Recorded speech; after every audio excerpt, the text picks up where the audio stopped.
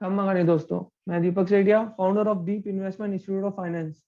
जैसा कि आप सब जानते हैं, मार्केट कई दिनों से अपने हाइस से करेक्ट होता जा रहा है। और जब भी मार्केट में कोई रैली आती है, फिर से मार्केट में एक अच्छा खासा सेल ऑफ आ रहा है। आज मैं आपसे यही इसी के बारे में बात करने आया हूँ कि अब इस मार्केट में करना क्या चाहिए, हमें कुछ खरीदना चाहिए या नहीं, या फिर हम बियर मार्केट में एंटर हो चुके हैं। डोंट वरी, मैं यहाँ पे बात नहीं करने आया कि आपको इस डिप में खरीदना है, जैसे कि बाकी सभी एनालिस्ट बात कर रहे हैं कि by the dip, by the dip. Not like that. चलिए सबसे पहले हम निफ्टी का एनालिसिस करते हैं। देखिए निफ्टी का चार्ट है। मैं इसमें से पहले से मार्केट जोन हटा देता हूँ। One second. ये निफ्टी का मंथली डिमांड जोन है। आपने पहले वाले वीडियो में भी देखा होगा, मैंने निफ्टी के मंथली डिमांड जोन में यह डिमांड जोन मार्क किया था। ये मंथली निफ्टी का मंथली डिमांड जोन है। और आप देखिए कि जब भी निफ्टी की प्राइस 15,700 के आसपास आती है, निफ्टी एक वापस बाउंस बैक देता है। और ऐसा निफ्टी ने 3 बार किया है। अब ये इस महीने में जून में भी निफ्टी 15,700 के आसपास ट्रेड कर रहा है। एज सच निफ्टी का ये डिमांड जोन बहुत बार टेस्ट हो चुका है। तो इतना कोई अच्छा डिमांड जोन नहीं है जहाँ पे हम निफ्टी में लॉन्ग पोजीशन बनाए, जहाँ पे हम निफ्टी को खरीदें। पर हाँ, हम यहाँ पे निफ्टी को शॉर्ट भी नहीं कर सकते हैं। इसके कई सारे रीजंस हैं। मैं आपको निफ्टी का डेली डिमांड जोन दिखाता हूँ। एक निफ्टी का डेली डिमांड जोन है। यहाँ पे भी निफ्टी के डेली डिमांड जोन में भी कोई, ये निफ्टी के डेली चार्ट में भी कोई डिमांड जोन क्रिएट नहीं हो रहा है। पर यहाँ पे एक निफ्टी का सपोर्ट है जो 15,634 के आसपास है। अगर ये लेवल टूट जाता है निफ्टी में, तब हम निफ्टी में फ्रेश शॉर्ट्स क्रिएट कर सकते हैं। और एट दिस लेवल हम निफ्टी में कोई भी शॉर्ट्स क्रिएट नहीं करना चाहते, क्योंकि इसके कई सारे रीजन हैं। सबसे पहला रीजन ये है कि निफ्टी में जो वेटेज रखने वाली सबसे बड़ी कंपनीज हैं, Reliance industry, HDFC bank, Infosys and ICICI bank, ये कम्युलेटिवली टोटली 35% वेटेज रखती है निफ्टी में। और ये चारों की चारों कंपनीज ही डिमांड जोन पे है। कैसे है, मैं आपको ये शो करता हूँ। चार्ट में शो करते हैं। लाइक सबसे पहले रिलायंस। रिलायंस का डेली का चार्ट है। रिलायंस के डेली के चार्ट में कोई इतना अच्छा डिमांड जोन नहीं है, पर वीकली चार्ट में हमारे पास एक डिमांड जोन है जो हम एक एज अ इन्वेस्टमेंट की तरह ले सकते हैं। ये रहा निफ्टी का डेली वीकली चार्ट। और यहाँ पे एक डिमांड जोन क्रिएट हो रहा है जो 2630 से लेकर के 2540 तक है। इसीलिए हम निफ्टी को यहाँ पे शॉर्ट नहीं कर रहे हैं, क्योंकि निफ्टी में सबसे ज्यादा वेटेज रखने वाली कंपनी रिलायंस, जिसका वेट 12% है निफ्टी पे, वो अभी निफ्टी के वीकली डिमांड जोन पे है। तो जब तक ये लेवल टूटता नहीं है रिलायंस का, जब तक रिलायंस का 2540 का लेवल नहीं टूटता है, हम निफ्टी पे शॉर्ट नहीं कर सकते। ऐसे ही ठीक एचडीएफसी बैंक भी अपने वीकली डिमांड जोन पे है। ये एचडीएफसी बैंक का वीकली चार्ट। और ये रहा डिमांड जोन क्रिएट हो रहा है यहाँ पे, जो 1320 से लेकर के 1278 तक है। जब तक ये 1270 का लेवल नहीं टूटता है, तब तक हम निफ्टी पे शॉर्ट क्रिएट नहीं कर सकते। हम यहाँ पे जरूर खरीद सकते हैं। एचडीएफसी बैंक को हम ले सकते हैं, हम रिलायंस को यहाँ पे बाय कर सकते हैं फॉर इन्वेस्टमेंट पर्पज, क्योंकि अभी एक अपने वीकली डिमांड जोन पे है। और ये निफ्टी की सबसे अच्छी दिग्गज कंपनी में से एक है।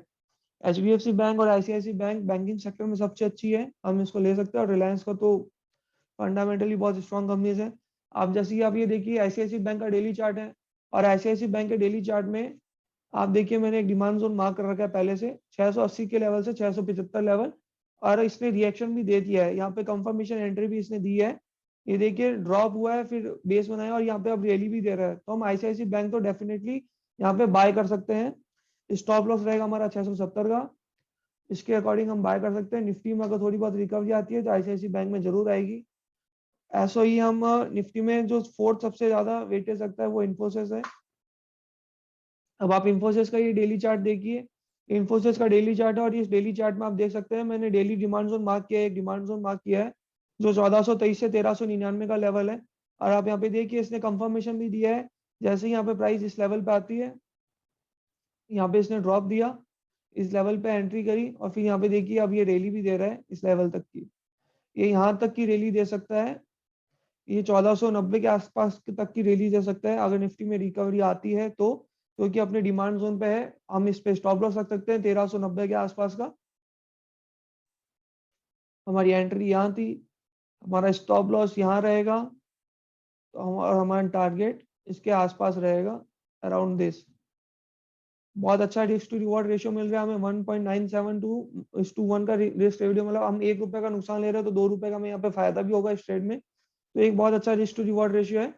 तो इन चार में हम एंट्री ले सकते हैं। रिलायंस इंडस्ट्री में हम ले सकते हैं एंट्री, एचडीएफसी बैंक में हम एंट्री ले सकते हैं, इन्फोसिस और आईसीआईसी बैंक में भी हम इन्वेस्टमेंट कर सकते हैं।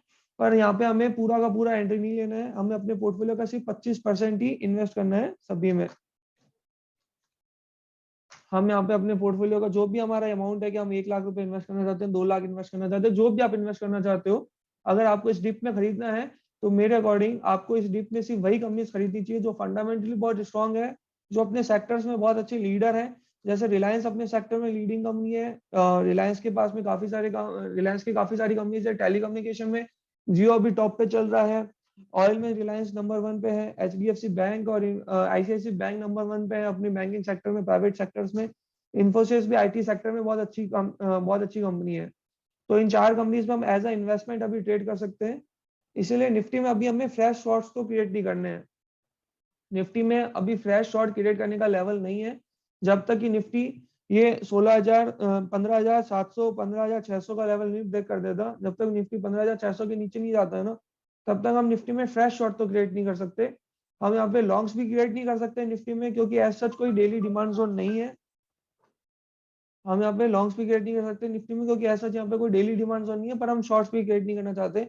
इससे सबसे बेस्ट ऑप्शन हमारे पास ये है कि हम यहाँ पे ये जो निफ्टी की 4 फंडामेंटल स्ट्रॉन्ग कंपनीज है जो सबसे ज्यादा वेटेज रखती है, हम इन्हें एज अ डिप जरूर खरीद सकते हैं, एज एन इन्वेस्टमेंट हम इन्हें जरूर खरीद सकते हैं। अब बात आती है हम निफ्टी बैंक की, क्या निफ्टी बैंक का कुछ सपोर्ट है? ये निफ्टी बैंक का चार्ट है। ये निफ्टी बैंक का डेली चार्ट है। आप यहाँ पे देख सकते हैं ये डी मार्क किया हुआ है। ये डी मार्क, डी का मतलब यहाँ पे डेली चार्ट होता है। और ये निफ्टी के डेली चार्ट में एक डिमांड जोन क्रिएट है जिसका बॉटम लेवल है 33,180 और उसको सपोर्ट कर रहा है निफ्टी का 125 मिनट्स का चार्ट। ये निफ्टी का 125 मिनट्स का चार्ट है और इसे सपोर्ट कर रहा है यहाँ का लेवल जो है 33,080 से लेकर के 33,060। और जो तकरीबन आप देख सकते हैं इसमें राइट साइड में टॉप लेवल पे लिखा हुआ है 14 जून को, जी 14 जून को निफ्टी का ये लेवल टच हुआ था, 33,123 के आसपास आया था। और वहां पे ये अभी भी इस लेवल को होल्ड कर रहा है। तो जब तक बैंक निफ्टी 33,000 का लेवल होल्ड कर रहा है, जब तक बैंक निफ्टी 33,000 का लेवल होल्ड कर रहा है, तब तक हम निफ्टी और बैंक निफ्टी दोनों में कोई भी फ्रेश शॉर्ट्स क्रिएट नहीं करेंगे। हम यहाँ पे इन्वेस्टमेंट करेंगे। अगर ये लेवल्स भी ब्रेक डाउन हो जाते हैं, निफ्टी में 15,600 और बैंक निफ्टी में 33,000, अगर ये दोनों के लेवल्स ब्रेक हो जाते हैं तब इन दोनों में फ्रेश शॉर्ट्स क्रिएट करेंगे और यहाँ पे हम अपने पोर्टफोलियो को थोड़ा हल्का भी करेंगे। जब तक ये लेवल्स होल्ड कर रहे हैं हम यहाँ पे इन्वेस्टमेंट कर सकते हैं। इन निफ्टी की 4 सबसे बड़ी वेटेज कंपनीज में Reliance, HDFC bank, Infosys and ICIC bank जो 35% होल्ड रखती है। और मैंने यहाँ पे डिमांड जोन भी लिखा है। आपने शायद मेरा एक इससे पहले वाला वीडियो देखा होगा। उस वीडियो में मैंने अच्छे से एक्सप्लेन किया है कि डिमांड जोन और सप्लाई जोन होता क्या है। डिमांड जोन वो जोन होता है जहाँ पे जो बड़े इन्वेस्टर्स होते हैं, जो मार्केट ऑपरेटर्स होते हैं, वो यहाँ पे खरीदने के लिए तैयार है। इस जोन पे उनकी डिमांड सबसे ज्यादा है और जैसे ही प्राइस इस जोन पे आती है तो यहाँ पे वो अपने परचेज ऑर्डर एग्जीक्यूट करते हैं। उनके जो पेंडिंग ऑर्डर्स होते हैं वो खरीदते हैं और उनके खरीदने से मार्केट फिर से एक अपसाइड मूव देता है। इसके बारे में आपको अच्छे से जानकारी चाहिए, आप मेरा इससे पहले वाला वीडियो यूट्यूब पे देख सकते हैं जिसमें मैंने बहुत अच्छे से समझाया है कि डिमांड जोन और सप्लाई जोन क्या होता है। Thank you so much. I hope कि आपको इस वीडियो को देख करके काफी सारी क्लैरिटीज हो चुकी होंगी, काफी सारा कंफ्यूजन आपको दूर हो चुका होगा कि मार्केट में इस समय क्या करना चाहिए। So it's best that you should protect your capital. आप इस मार्केट में या तो इस मार्केट को अवॉइड कीजिए, या फिर अगर आपको फिर भी काम करना है इस मार्केट में, कुछ इन्वेस्टमेंट करना है, कुछ ऐसे हैं जिन्हें इन्वेस्टमेंट करना है, तो आप इन्हीं 4 स्टॉक्स में इन्वेस्टमेंट कीजिए। ये सिर्फ एजुकेशनल पर्पज के लिए वीडियो है। आपको इन्वेस्टमेंट करने से पहले आप पहला खुद का अपना ड्यू डिलिजेंस कंप्लीट कीजिए, आप अपना रिस्क देखिए, उसके बाद ही आप इन स्टॉक्स में इन्वेस्ट कीजिएगा। Thank you so much.